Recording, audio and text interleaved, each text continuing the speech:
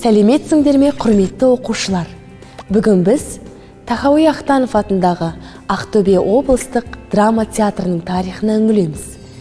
Театрдың тарихы сонау 1935 жылдан басталады. Сол жылы халық комиссары Темірбек Жүргеновтың арқасында Ақтөбе қазақ музыкалық драма театры ашылды. Алайда өнер ордасының жұмысы ұзаққа созылмады. Екінші дүниежүзілік соғыс басталып кетіп, 1941 жылы мәдени шараларды тоқтатуға тура келді. Көптеген қиындықтарға қарамастан, театр басшылығы оның жұмысын қайта жандандыруға талай талпыныс жасады. 1943 жылы режиссер Курганский басқарған өскемендік және эвакуацияда болған Днепропетровск музыкалық драма театрының актерлерінен топ құрылды. Труппа құрамына Елагин, Баева, Немировская, Ремнева, Репнина сияқты әртістер кірді. 1948 жылға дейін Островскийдің, Чеховтың, Гогольдің пьесалары сахналанды. Содан кейін театрды қайтадан жабуға тура келді.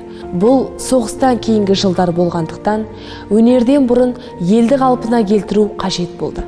Тек 1965 жылы театр өнер сүйер қауымға қайтадан есігін айғыра ашты. 1966 жылы қаңтарда режиссер Виноградов қойған «Нөсердің арасында» спектаклінің үлкен премьерасы өтті. Сол кездегі репертуарда негізінен орыс және шетел классикасы басым болды. Труппа қазақ КСР-ның еңбек сіңірген әртісі Федорова, Тамингас, Меркулова, Соловьев және басқа да сахна майталмандары сияқты 29 әртістен құралды. Тәуелсіздік алғаннан кейін 1992 жылы театрға қазақ тілді труппа қабылданды. Қазақ театрының директоры Қорлан Бөлеков, ал бас режиссері Дихан Жәлекенов болды.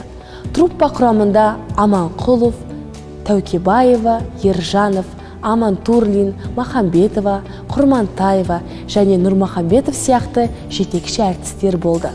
Қазақ театры өзінің алғашқы театрлық маусымын 1992 жылы 18 шілдеде «Күшік күйеу» спектаклімен ашты. 1997 жылы театрға қазақ драматургі Тахауи Ахтановтың есімі берілді. Сонымен бірге қазақ және орыс труппаларын бір үлкен театрға біріктіру туралы шешім қабылданды. Ұжым түрлі республикалық және халықаралық фестивальдар мен байқауларға белсенді түрде қатысты.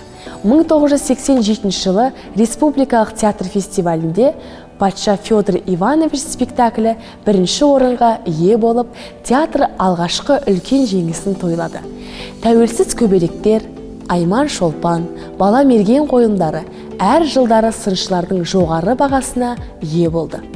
2004 жылы театр әртісі Елтай Камал 17-ші Шабыт халықаралық жастар фестивалінде Мұқағали Мақатаевтың Арпалыс спектаклін үздік қойып, басты рөлдегі бейнесі үшін лауреат атанды.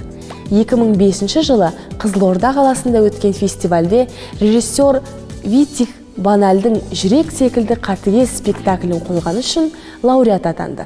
2017 жылы Біріккен Араб Әмірлігінің Дубай қаласында өткен дүниежүзілік балалар және қуыршақ фестиваліне қазақ труппасы Артықбаеваның «Кім патша» қойылымымен қатысып, арнайы дипломмен марапатталды.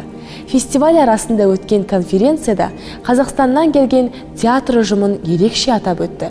Қазақ КСР-ның еңбек сіңірген әртісі, сахна шебері Виктор Бриц, құрмет орденінің иегерлері Бақытжанова, Телеуова, сахна шеберлері Аманқұлов, Бақытжанов, Шипкова және тағы да басқа Батыс Қазақстанның мәдениеті мен өнерінің дамуына зор үлес қосты. Театр репертуарында Жазғы түндегі түс, Панночка, Үйлену, Біртүп алмағашы, Оғыздар сияқты қазақ, орыс және шетел классиктерінің таңдаулы туындылары бар. Сондай-ақ Алтын балапан, Қаңбақ шал, Күн сүйген өлке, Білгіш қоян сынды ертегілермен қатар кішкентай көрермендерге арналған басқа да тамаша қойылымдар бар. Осымен сабағымыз аяқталды. Енді келесі сұрақтарға жауап берулеріңді сұраймын. Бірінші сұрақ: Қазақ музыкалық драма театры қай жылы ашылды? Екінші сұрақ: Қазақ драматургі Тахауи Ахтановтың есімі театрға қашан берілді? Үшінші сұрақ. 1992 жылы 18 шілдеде қай спектакльдің тұсаукесері өтті?